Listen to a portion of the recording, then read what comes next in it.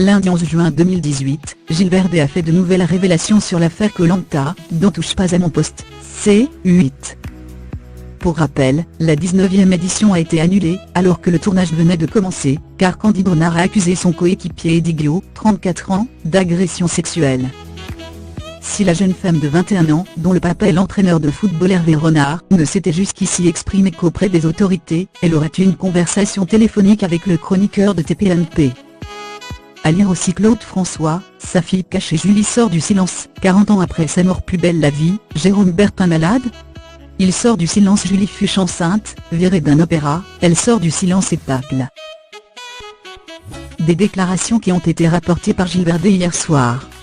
Ainsi a-t-on appris qu'elle souhaitait absolument une confrontation avec son présumé agresseur. Contrairement à ce qui a été dit, elle n'a jamais refusé lorsqu'elle a été entendue dans les locaux du SDPJ de Seine-Saint-Denis, note de la rédaction, elle dément formellement.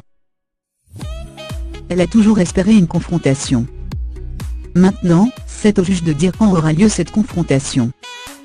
Le chroniqueur a ensuite expliqué qu'elle avait fait 3 dépositions, une quand elle a atterri à Paris, une 2 jours après son arrivée dans les locaux du SDPJ et une à Nancy, la ville où Eddie Guiot est domicilié. Sa version est la même durant ces 3 dépositions. Il y a bien eu une tentative d'agression sexuelle selon elle, a-t-il précisé.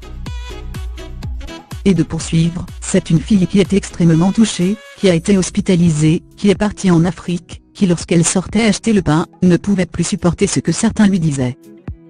Donc elle a préféré s'isoler un moment. Ça a été très difficile. Elle m'a raconté une scène où son père est tombé dans ses bras. Sa maman souffre aussi. Gilles Verdez est ensuite revenu sur les rumeurs disant que d'autres candidats avaient appuyé la version d'Eddie Guiot. Une fausse information selon le compagnon de Fatou.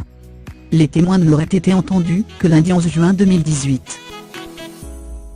Et de conclure qu'elle n'avait en aucun cas souhaité mettre cette affaire en avant sur le tournage car elle se sentait menacée. Selon elle, elle était la meneuse de son équipe bleue.